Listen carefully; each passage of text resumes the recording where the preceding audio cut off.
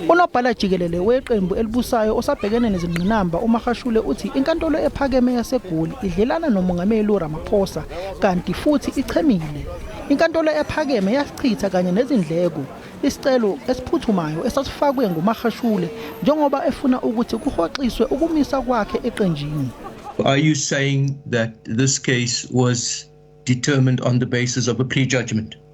Ummeli kaMagashule uAdvocate Dalimpofu uthi uMagashule ukholwa ukuthi inkantolo ephakeme ayikwazi ukwehlalela kuleli cala ngoba kwayiyona iyabandakanyeka.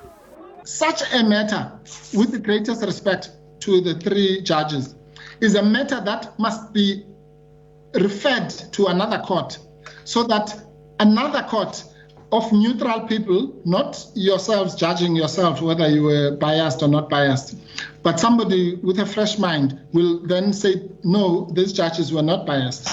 And it's important even for this court that it is that happens.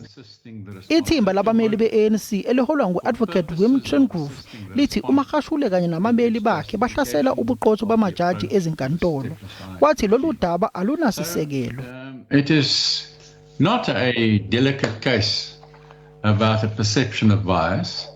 It is a full frontal attack on your integrity and your honesty in giving the judgment you did. So that is the one extraordinary feature of it. The other extraordinary feature is that there is absolutely no evidence to support it. None whatsoever. Isinqumo ke sigodliwe odabeni olithinta uMagashule kanye neANC njengoba uMagashule efuna ukwedlulisa isinqumo kodwa ke Unobhala Jikelele weANC osamisiwe ufuna ukuthatha lolu daba alidlusele enkantolo ephakeme yokudluliswa kwamacala eBloemfontein igcine ifikile nasenkantolo yomthethosisekelo. Ngingosamkele Maseko ngibikela izindaba zeSABC eGoli.